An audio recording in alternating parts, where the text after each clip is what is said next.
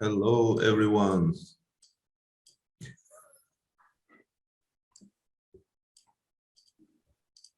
Okay. Başlayabiliriz herhalde değil mi? Yavaş yavaş geliyorlar. Saatimiz de biraz ilerledi. Today we will be holding Grad Talks 19th. It's a series. We are trying to maintain it every week. Today we will be, Mehmet Katmer'e will be with us, and we'll be talking about energy transition for a sustainable future. Merhabalar. Hello Mehmet Bey. Merhabalar. Hi. Thank you for having us and giving your busy schedule for the Grad Talks. And I would like to make a brief introduction for Mehmet Katmer'e. He's a business development director. He's leading a business development team at Karpowership. He's responsible for all new business development and marketing efforts. He holds a Bachelor of Science BS degree from Yıldız Technical University Civil Engineering Department, and after that a master's degree in Industrial Engineering from Istanbul Technical University and Executive MBA from Koç University. During his professional experience in Africa, Southeast Africa, and Middle East, Mehmet has worked for a major power industry players, leading projects in technologies such as hydropower, offshore and onshore wind power, combined cycle gas turbines, as well as Powership. So after this brief introduction, I would like to stop my share screen. Okay, Mehmet, we can have your presentation if you are ready. Sure. Thank you very much. Let me just first put the presentation onto the screen. Can everyone see the presentation? Yes, clear. Okay. Thank you. Hello again and good afternoon. Thank you very much, Murat Hocam, for the introduction and for having me today. I'm very happy to be here, and honestly, I'm quite excited to be addressing young and bright people like yourselves. And considering the sector that I'm in, it's not an everyday opportunity for sure. So thank you very much for that.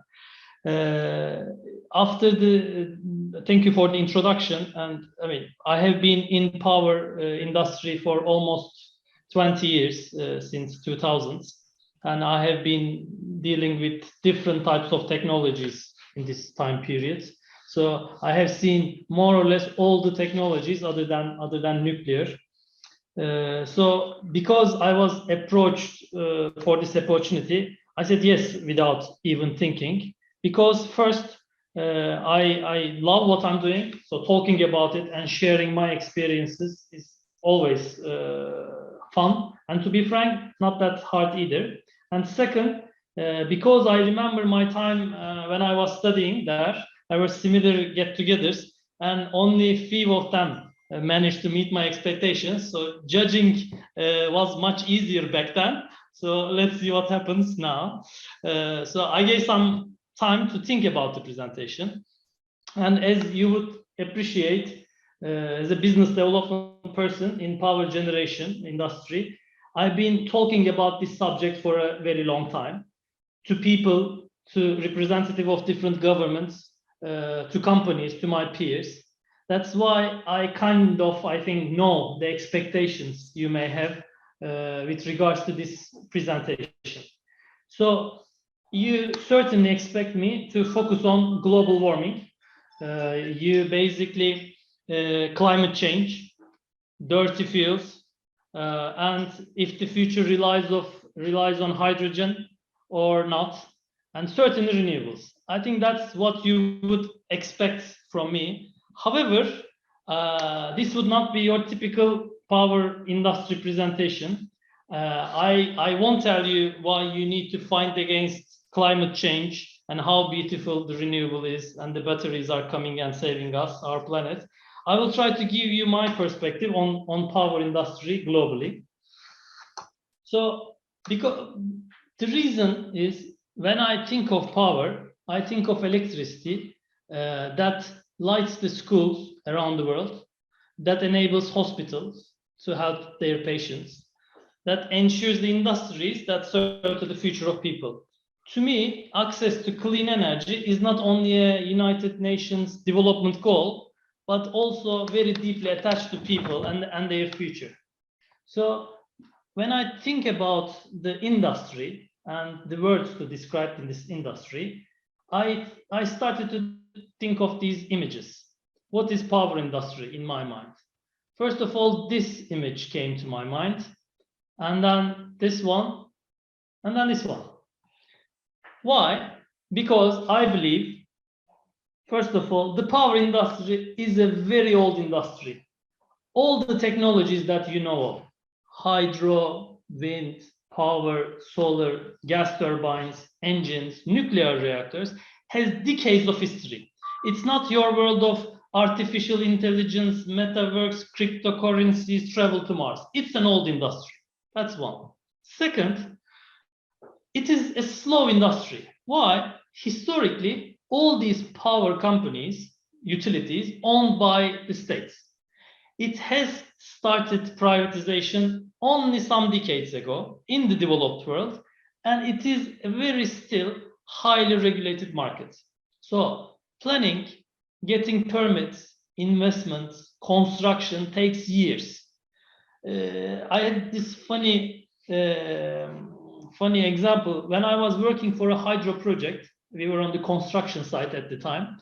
I had this chief engineer, a German senior engineer sitting with me. And at that time, I was like 30. I was bragging about how many projects I've been involved. I did that. And the chief engineer, German, said, I've been working for this industry for 35 years now. And the number of projects that I've been involved is 5 projects only, because the hydro projects, the shortest ones takes 5 years. Longest one can take 10, 12 years. So it is a slow, it's a time-consuming industry. But having said that, it is a very strategic industry. Security of supply, not being dependent to other countries or limiting your dependence to other countries, are still very relevant and vital concepts in today's world. I mean, just an example, let's look at Europe. European Union, are a bunch of countries who have been living together for decades now. But when Russia starts to limit the gas supply, or when climate change kicks in, when there is very long dry seasons, no rain, then the whole dynamics have changed, and the countries started to be concerned about their security of supply. So it is strategic, and the way that we should look at it always from those lenses. I will come back to this point, but things change in power industry when governmental tensions, elections, oil prices, commodity prices, iron, coal, steel, supply and demand balances change. That has a direct effect on the power industry, which I would try to show you with a macro approach. But before doing that, I think we should be cognizant of what we are trying to achieve here in power. What is the goal? There is this concept called energy trilemma, and in that one, we need to first prioritize the things that we are trying to achieve. One, everyone needs to have an access to electricity. Today, you wouldn't believe that there are hundreds of millions of people without access to electricity still in the world. That's one, access to electricity. Second, it needs to be efficient and affordable. And we need to transform the energy supply and obviously decarbonize the sector. But while doing all of these, this trilemma we always need to keep in our minds. One, for every nation, it has to be security of supply, so energy has to be there. Second, it has to be sustainably, environmentally, and socially acceptable. And third is it has to be affordable. So this trilemma is the angle that all the countries approach to this power issue. So before going into what I do for a living, I want to give you a big picture view of what's happening on the industry globally. Now, these two graphs gives you a good understanding of how the power industry has evolved. When I do this kind of analysis, I think giving a historical perspective is very important to predict the future to a certain extent. If you look to the chart on the left-hand side, it shows you different technologies that we use in power: solar, wind, hydro, nuclear, different types of thermal. Obviously, the journey started with hydro and dams producing electricity. Then coal power plants kicked in. Then at some point, 1990s, this renewable concept, renewable energy, not being dependent to fuels, becomes very fashionable, and that's how the last 30 years have passed globally. But if you compare this to these red ones, one is mobile phone, the other one is internet. It's more or less starts with the same time with renewable energy. Although in power, renewable is the trend, when you compare them to the communication of mobile usage of mobile phones and usage of internet, it basically is totally different. All the world, developed, developing, emerging, has moved to mobile phones, has been using internet day by day, but power is not there yet. That's one. Second, again, a historical, on the right-hand side, it's a historical view of how the global primary energy has changed. If you look to the history from 1880s, coal is there always. Coal is the start of industrial revolution. Then oil kicked in. Then hydro. The renewables, nuclear, are the stories of the last 20, 30 years. That's, I think, one important historical factor that we need to be thinking of. Second is, what are the drivers of power in power demand? This would be no news to the ones that are interested in the subject. GDP per capita, economic activity, is highly correlated with energy use per capita. If you look to this graph, when you go right-hand side on the x-axis, it shows the GDP per capita increase, and the y-axis is the energy use per capita. More the developed countries, they consume more power. That's for sure. So when we analyze a market, when we look to how the power what is the level of sophistication in a power industry in a country, you first look to GDP per capita. Second big macro factor here is the population. This is, I think, coming from International Energy Agency's latest report. This shows 2020 to 2030 annual growth rate for the population in these regions. And this is from 2020 to 2050. So there are three markets, three regions in the world where we think the power demand would be and the power investments would be. Where are they? One is definitely Africa. Our business, we have a very large footprint in Africa. I spent quite an amount of time in Africa for the last 5-6 years. There is a big growth in Africa, but Africa has a different story, which I will touch upon. Second is Southeast Asia. Population-wise, it would be growing very quickly compared to other peers in Asia Pacific. And the third is obviously South America, Central and South America. There is Middle East as well, but Middle East, in terms of their history with power and fossil fuels, they are a different story, which I will try to touch upon as well. Then this shows how the past 2 years has affected the power industry due to COVID. this is the economical activity in selected countries during COVID time. As we all know, the whole COVID story started from China. They hit rock bottom in the beginning of 2020. And as you may see here, as you may see here, they are the one who recovered the quickest, and they are in a much better position compared to the rest of the world. These small circles here shows the previous recovery compared to pre-COVID season, and the rest of the world are more or less in the same ballpark. They saw their worst in the beginning of this year, and the recovery is trying to pick up. So that's the last 2 years of COVID period. And then what does power means globally? Now, this is the total number of hours generated globally. In the world, 26,000 terawatt hours have been generated in 2020. Who are the big consumers?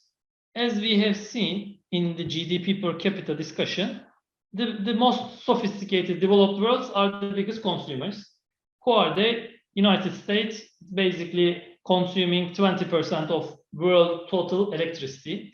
If you look to their population and compare to the total population in the world, they are consuming much more compared to the number of people they have because of their economic development. Second biggest is China.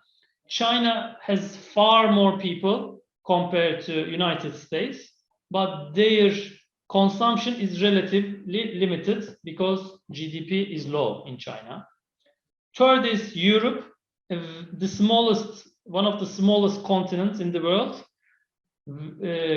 decreasing population, but because of their GDP per capita, their consumption is high. And I think what I want to draw your attention to the most, which the rest, I think you would seen it from other publications, other reports, but Africa, although being the second largest continent after Asia in the world, having a very big population, they consume the smallest, they get the smallest share in terms of consumption in the generation. Okay, this is the consumption. How is this electricity produced globally? Although we hear renewables all around, the share of renewables in today's global power generation is only 20 to 30%. The rest is being still produced by fossil fuels. Then you start to think, okay, 70% is produced by fossil fuels still globally. If the biggest consumers are developed worlds, who really uses these fossil fuels? Then you can look to the mixes, power generation mix in Europe, in US, in Canada, in Australia. Then you would see there is still quite a high market share of fossil fuels still running in those countries. So there is this climate change goal for the world globally, which everyone needs to prioritize. But the real story in terms of today's generation is still developed markets consume a lot of fossil fuels. And then the next thing is how the future looks like. Up to here, it's more a historical perspective. This one shows you the energy investment trend for the last 7 years. They divide the world into three, which I like a lot. One is the advanced economies. We know G7s, G20s of these worlds. Second bunch is emerging market and developing economies, which it is where I spend most of my time in the last 5, 6, 7 years of my professional life. And the third is China. China is totally a different story in terms of power generation. Advanced economies, if you look to these bars, the red ones are investments in fossil fuels. So in the advanced economies, there is a clear trend from starting from 2014 to 16, 18, 20, and today, at least 30, 40, if not 50% of their investments still goes to fossil fuels globally. So there is increasing renewable investment, yes. There is energy efficiency investment, yes, batteries, but still the big chunk of investment goes to fossil fuels. When we look to emerging markets and developing economies, the investments in fossil fuels is much larger. It is not a surprise, because if you look to the history of developed world, they have started with coal, then moved to oil and gas. They had their security of supply for the last 50, 60 years, starting from Industrial Revolution. Then once they have their economic activity certain point, then they move to renewable, then they started to think about climate change and decarbonization. But emerging markets and developing economies, in terms of the power industry, they are not there yet. They don't have this security of supply. They didn't tick the box of strategical approach to power. That's why they are more relying on the baseload power. And when we look to China, they have a totally different story. China, among these three groups, is the one who is most reliable and constantly spending money on renewables. They are the biggest consumers of coal globally, biggest carbon dioxide creators in the world in terms of the countries, but still they have been investing in renewable a lot. That we have to show in this big picture. Then the rest is global electricity generation, which is, I think, the most interesting part of it.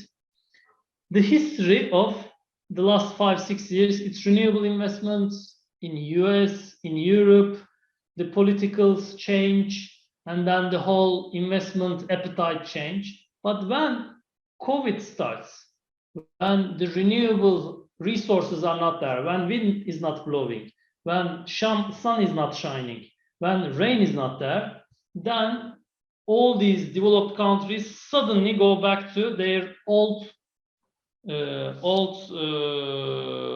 habits and start to operate their coal power plants, their gas power plants, which I will try to show you in the next couple of slides. But that graph shows you how the past couple of years has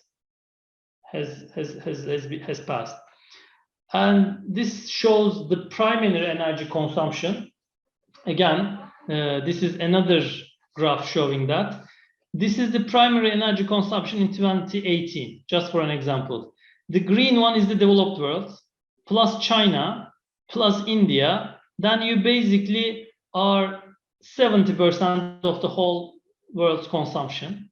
Then you have the second biggest continent on Earth, a very big population, but a very small consumption, which is Africa. Again, I think Africa needs some time to explain in terms of power mix. So that's the big picture. Then I want to talk about a little bit from this philosophical point of view, how you develop business internationally in the power sector. That's what I do for the last couple of years. So I want to talk about it a little bit so that you graduates have a sense of feeling what is all this industry about. First of all, our business is a global one, which I will show you in some slides. But the whole globe, basically, the whole continent is of interest to us, is our market.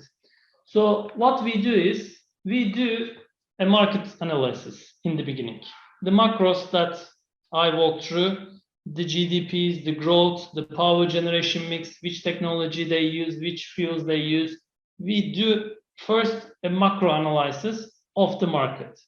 Then, because it is a very highly regulated business and it is still dependent on political will and the current administration's decisions to go right or left, you need to understand the political cycle.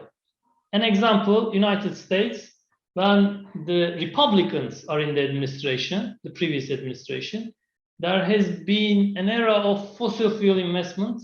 LNG exporters have put money into those terminals when the previous president is there. And now the Democrats is running the administration. Offshore wind becomes popular, fossil fuels becomes less popular. This is for United States. When you go to smaller and smaller and smaller countries, where the political cycle are they coming, are they getting closer to an election, or is this just after an election? Is this a long-term government, short-term government? All of these, understanding where they are and what they want to do for their country, is the second lens that we have to understand that market. Third is, if you want to develop business globally, you have to localize. You have to understand the culture.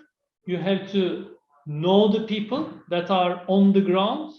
You have to spend time with them and understand who creates the biggest value, who understand your business and can explain this. So these are the first 3 steps that we do for any market that we operate.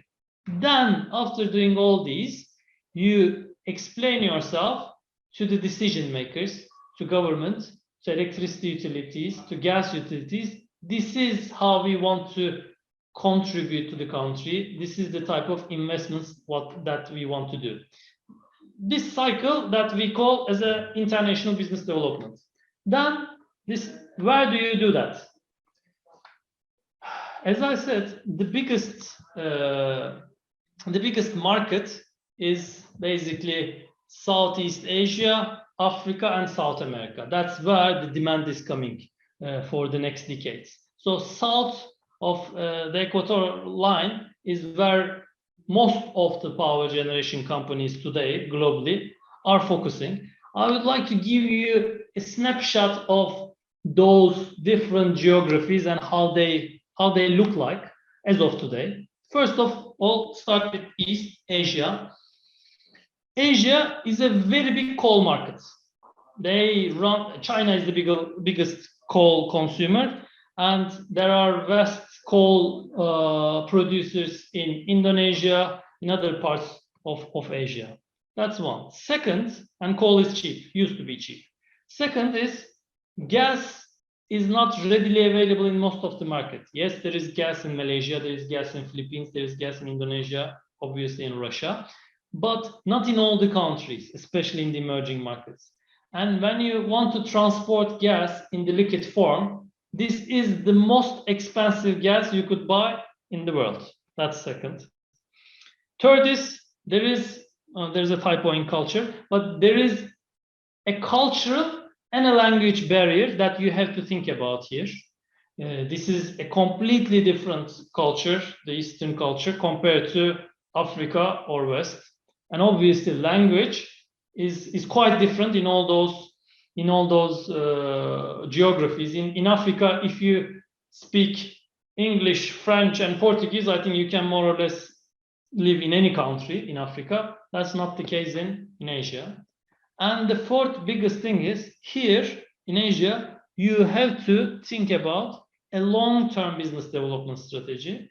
You can't make things happen fast, because here there is a time that the decision makers, the market has to understand you, has to digest, has to make themselves familiar, then would go on to any kind of technology. Make it renewables, make it nuclear or thermal, they have to go through their own motions, own timeline. So that's Asia in a nutshell. Then I move to Africa.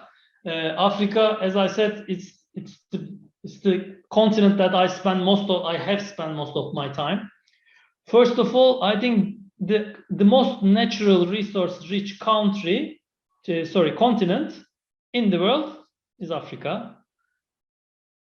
There is obviously a big colonial history there. So post-colonial reflections you can tell. There is a very distinct culture.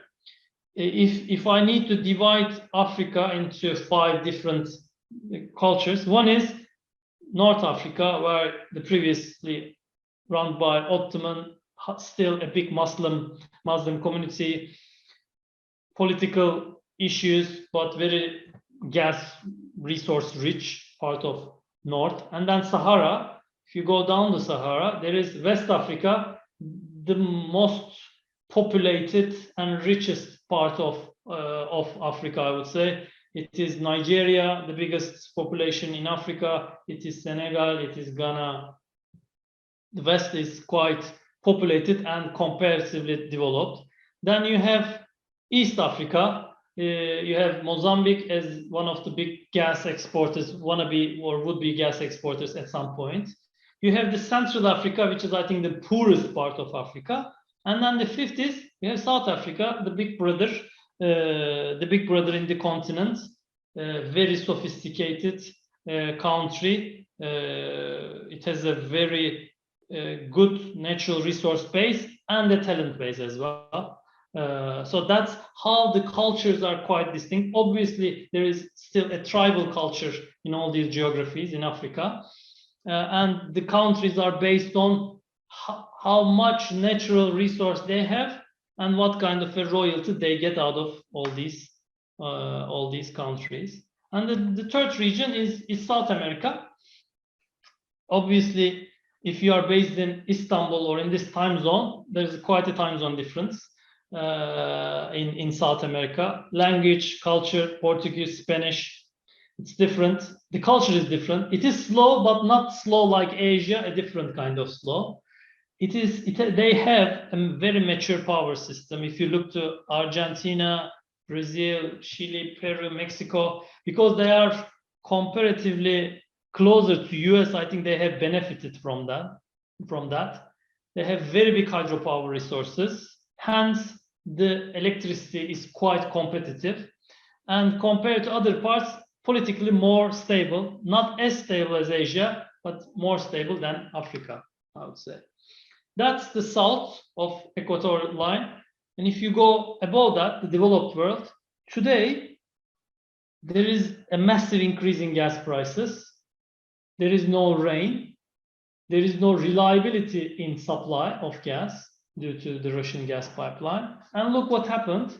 One of the most sophisticated countries in the world, UK, after 25 years, has started operating their coal power plant. So we are talking about decarbonization, we are talking about climate change, but when things go south and when there is a crisis panic button pressed, then even the most sophisticated countries look for security of supply. I think that's what we should always keep in mind when judging a country where they are on their power mix. Then the last part is about the company that I've been working for. I'm not here as my salesman hat, but I think the business model that we have is quite different compared to what other power guys are doing. So I just wanted to give you a flavor so that you all know. We are based in Istanbul, but we are running a global operation. What does that mean? We have power ships in 11 different countries currently operating, starting from Asia to Middle East to Africa and to South America. What is a power ship? Power ship, what we basically do is, it's an innovative approach. We built the power plant in a ship in Turkey, and these power plants are quite big. The biggest one is around 500 megawatts. And then we take them to different countries, connect to their grid, and supply them, sell them electricity. That's what we do for a business. The reason why we developed this solution is, first of all, the company is the biggest, is the only power ship fleet operator in the world. So we are the crazy ones in that one. We are the innovative ones. Why do we do that? Because, as I told you, there are two elements in power. One is, it is a slow industry. Second, it's an old industry. What we are trying to do is to break those perceptions of being old, we put a different innovative approach to this, floating power. Second, because it's slow, we built them in the shipyards here, and then once we bring the power ships to the country, we are talking about days to provide electricity. So we try to mitigate the slow part of the story. That is the whole mantra: fast track access to electricity. And the third important point is, we think we supply electricity to the nations who need it most. So universal access to electricity is the key goal that we as a company following it up. How does it look like? This is a typical picture of how do we do business. This is the Powership, one ship. It's basically where we generate electricity, and this is how we connect to the grid. And there is this LNG ship, which is called FSRU, Floating Storage and Regasification Unit. What does that do? There is a concept called liquefied natural gas, which is when you cool the natural gas that we know, it gets 1/600 smaller when you liquefy it. That process is called liquefaction. It becomes so small so that you can put that in a ship and send to wherever you need that gas globally. That is called LNG. So we have been generating power on ships for the last 10-15 years. Then when this LNG concept becomes affordable, we said, why don't we combine these two and provide LNG to power to these countries? Yes, it is not renewable. It is not as green as renewable, but it is much cleaner than coal, than diesel, than oil. And the countries that we bring them, they are generally in their cycle to move to cleaner fuels, to move to renewables.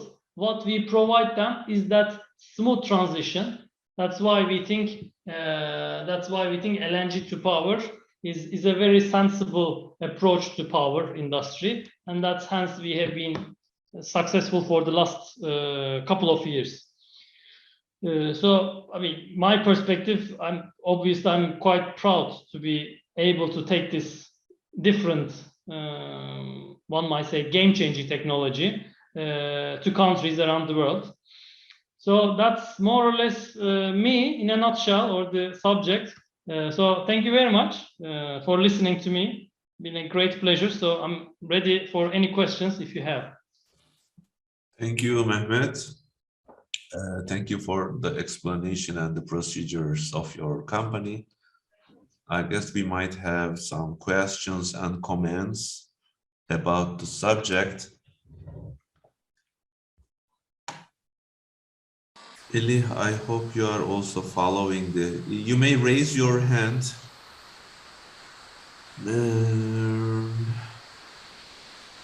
We have a question, I guess, from Hakan Burak Balamir. Hakan, would you like to ask for yourself? We can unmute. Melih, takip ediyorsun değil mi? Evet hocam, takip ediyorum. Okay. Or I will read the question for you, Hakan, if you don't have a microphone. While the most powerful countries in the world have benefited greatly from the nuclear power, I think we should establish nuclear power plants for a while. And I would like to know your opinion on this matter. Difficult question, but a good one. Nuclear power, in terms of efficiency and in terms of track record, if you forget about what happened on Fukushima, I think it's quite a sensible approach to power generation. But on the other side, I mean, if you think about what happened in Chernobyl years back, because of all those memories and the general public perception to nuclear and the countries that build nuclear power plants, I think there is a general public resistance to any nuclear power in the world. But if you look to developed world such as France, as my friend has suggested, but that France is one of the most advanced countries in the world, and they have been relying on nuclear. I think it is a choice, but should a country do it? Should we do it? It's more a political decision rather than on merits. In terms of merits, I think nuclear energy is definitely should be a part of the overall mix of any country, but it has to be treated quite carefully, and it has to be built on the best specs, best standards around the world. Yes, I agree with you, Mehmet. Nuclear power is really fragile and it does not forgive mistakes. And cost of the mistakes, as you said, is huge. And okay, any more questions?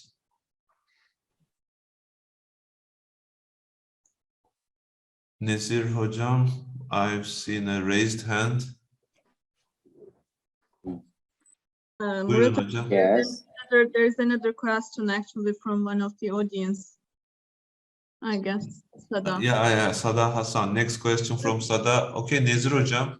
Actually, it is going to be better if we can see also the people who is going to ask the question. Okay, we want to see the faces, please. Nezir Yes, Hocam. Sada, there. Or Nizir, okay. Sada, we will prepare the microphone and the camera for the next question. Yes, actually, I'm outside and there's limited for my camera. I guess I have a problem. Thank you very much for this information, which saved a lot of time to search this information in the net. And thank you very much for your your experience for us. I ask about if an engineer in one bank outside of Turkey. What's the real situation that I must be related about? If I, in a real estate department, I have a job in a bank. The bank wants to provide financial support for power plant in Turkey. What do you think? If it is the if you encourage me to make this investments at this time, about your experience and what you explain in this lecture? Sure. First of all, I think Turkey in the last 2 decades has been investing in power, in the renewable, especially a lot, which increased the power generation capacity quite fast. Now I think we have more power than even we need. But in terms of investments, I think it creates a good platform for the investors to do, to invest in the country. It's getting more sophisticated in terms of market dynamics. So obviously every project has their own pros and cons and their own investment case to do. One always has to look to those very carefully. But I think in general, should one invest in power in Turkey? I would say definitely yes. It's a quite mature market.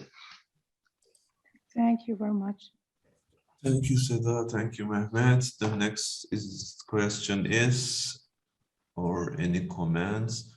Nezir Hocam, I've seen a raised hand. Yes, please. Thank you for the nice presentation, dear Katmer. Actually, my question is really related to Sada Hasan's question. I was going to ask you about the political aspects of especially Middle East, but especially Turkey. You said in United States, the political way of looking at this situation changed when the Republican comes and again changed when Democrats comes to the government. And how about Turkey? is it really like there? Does it change a lot, or is it like, do we have a fixed political way of looking at this situation? I think Turkey, when you look to the Turkish market, first of all, the political administration for the last couple of decades are the same. That's one, consistency, sustainability in terms of the continuity of policy. Second is, when you look to the power generation mix, we have everything other than nuclear in Turkey. We have hydro, we have gas, we have renewable, we have geothermal, whatnot. So that's quite healthy for a power market to have everything, so that it gives you diversity. I think the energy policies for the last couple of years, at least that I've been a part of, was quite consistent. But on the other hand, when there is too much supply, obviously the prices starts to decrease and it becomes more competitive. If you don't have a fixed feed-in tariff from the government, if you are trying to be a merchant player in the market, it is quite volatile. When the gas prices are going up like today, then the electricity prices are gone through the roof. But there are times when the gas prices are low and hence the electricity price is low. So it is quite a dynamic market, but still it has growth in terms of economic growth. When there is economic growth, you should definitely invest in any country in power, because if there is economic growth, there will be power demand growth anyways. So I think Turkey is although we don't have any operations in Turkey other than solar power plants and geothermal power plants, we have invested in Turkey as a company years back. I have been part of the Turkish energy industry for a while. So when I compare Turkey to all these different parts of the world that I've been going back and forth, I think Turkey is quite a developed market in our own bunch of developing markets. So I wouldn't complain too much if I would be investing in Turkey. Thank you. Thank you, Mehmet. The next question from Ezgi. Ezgi, do you have microphone? Yeah. I guess I have now a webcam too. Okay. I want to ask about transportation usage of renewable energies, like maybe, I'm not sure actually how to ask this, but how can we use renewable energies, not only electrical or hybrid cars, vehicles? I want to ask, can we use renewable energy with any kind of transport mode? Or because I really think the fuel usage in vehicles are very harmful. They can affect harmful to our air quality, and how can we improve the renewable energy usage in transport vehicles or transport modes? It actually can be also with the public transportation modes also, and which we love the most. Not in the pandemic koşullar neydi ya? In pandemic, but yes. we usually love to use public transport, like buses or metro bus, not metro bus, okay, but we love actually the rail systems. Yeah, but, public transportation is based on fossil oils, so it's not environmentally friendly. But right? But it is more friendly than private cars. So okay, I actually finished my question. Thank you. Thank you Ezgi. Evet Mehmet hocam. Thank you Ezgi Hanım. If you look to the electrical vehicles and their development, they are going quite fast. Not as fast as they were thinking, but I think it will be a bigger trend day by day. It has been a trend in developed world. Now when you visit Europe or US, you see a lot of electric cars parking all around the road. So apparently it's been a trend. And it will, I think Turkey will start to develop that trend as well. And how you charge your electrical cars, which type of technology you use for those electricity. More the developed countries, more renewables you will have. Look to Turkey. Turkey has attracted a lot of, quite a capacity of renewables in the last 10 to 15 years. So it will improve for sure. But on the other hand, I think what we also need to be cognizant about is there is a big oil major group in the world, BP, Shells, and Totals of these world. They are basically bread and butter is coming from oil production and oil sale. So when you talk about climate change, you always have to think that that's a big power pool has to play that same game as well in order to make this transition as fast as possible. But I believe the people's awareness about the matter is increasing day by day, which makes everyone more hopeful. Hopefully, we will react to this climate change and fossil fuels issue much faster than we have been doing in the last couple of years. Thank you. I hope we can convince all cities and municipalities or our government. Thank you. I want to make a comment here, like we are talking about people's awareness, and we are appreciating developed countries based on their energy choices. But for a short while, I was in Kuwait. We know that that region is in oil-rich countries. So apparently nowadays they don't have an energy problem, and I guess it's too much to expect them to show a sensitivity to switch to renewable energy. And I'm definitely sure if Netherlands or Germany, they had much oil as Kuwait, they would not have brought this up, renewable energy. We will not be talking about this even in Europe, maybe. So for this reason, countries should not be evaluated on the basis of their sensitivity, I guess. Conditions are pushing us.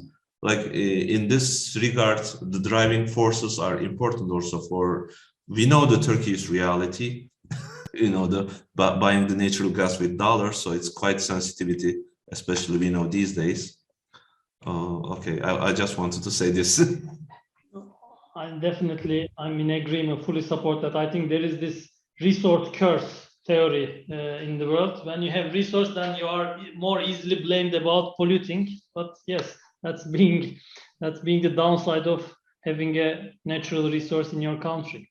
No, because before I was being to Kuwait, we were all blaming them, not being sensitive, environmentally sensitivity or so on. But a couple of months being there, I said, if Turkey or in Germany had the same conditions, they would not be as sensitive as they are today. Definitely, I'm sure. Anyway, any more questions and comments? I think Mohammed. Yes, I have a small question. Yes, please, from Mohammed. Ayman. Mr. Mehmet, thank you very much for your presentation. I have a question. There is an argument that said that disposal of batteries of the electrical cars is worse and it's bad for the future.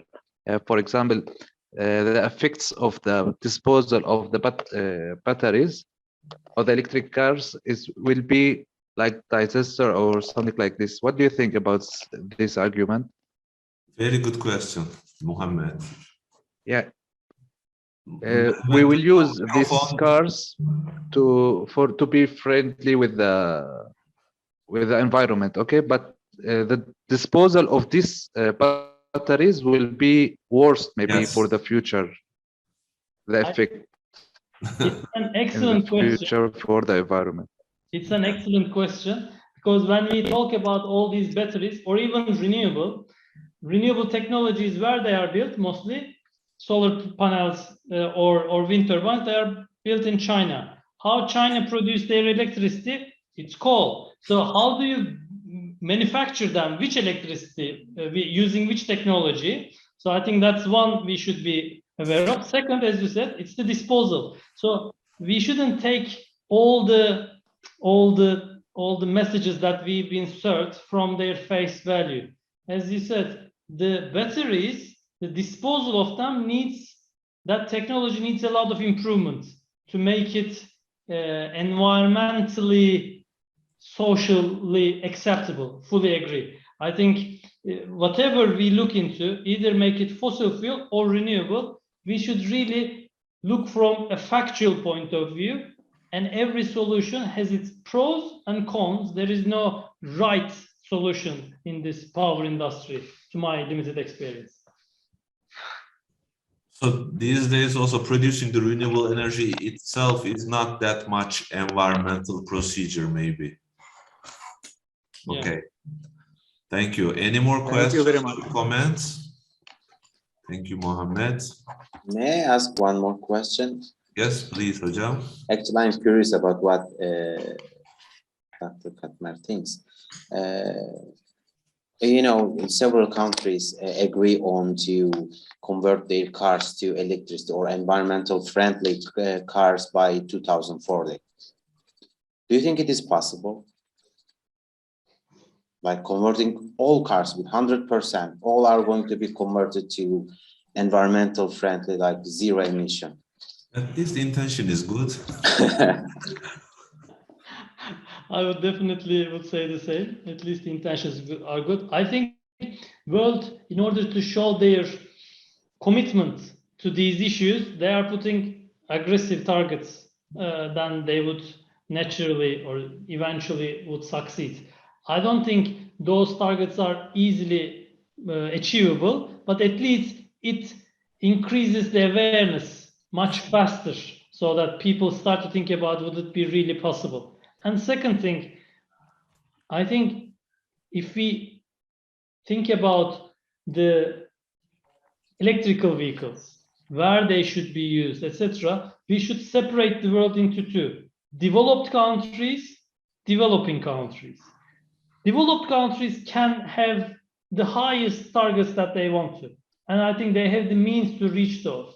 But we shouldn't dictate the same goals to the developing countries, to the emerging markets, because they are on a different cycle in their history. I want to make that distinction clear. I don't think any prescription goes for every country. There has to be a specific one for every other country. Exactly. Thank you.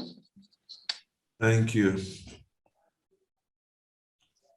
Okay, any more questions? Kaçırdığım bir şey var mı? I can have one, Murat Okay. Hocam. Buyurun hocam. First of all, thank you, Katmer, for this really inspiring presentation. Thank you very much. After all, actually, maybe it was one of the most difficult presentations that you have made, maybe, I don't know, since this is the university that you have graduated from, and you know, since this seminar is organized by the graduate school, right now you're actually giving this speech to at least 43 graduate students. You're talking with them, so you have for sure some difficult questions. So thanks for this. Thanks for facing this, first of all. And actually my question is, since we are all together with those graduate students who are trying to pursue their master's and, you know, PhD degrees, some of them trying to determine their thesis subjects, their topics, and they are trying to find a research question. Also, actually, this research question is going to be quite original for the literature, but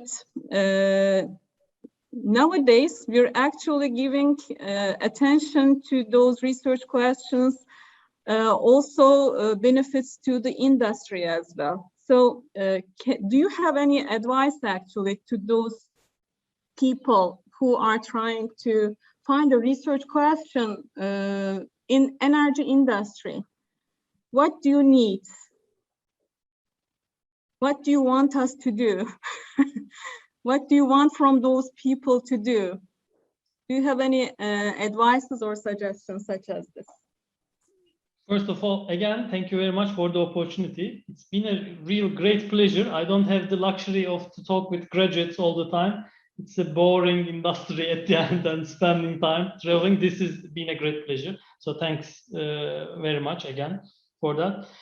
I think in terms from a industry point of view, what the industry needs.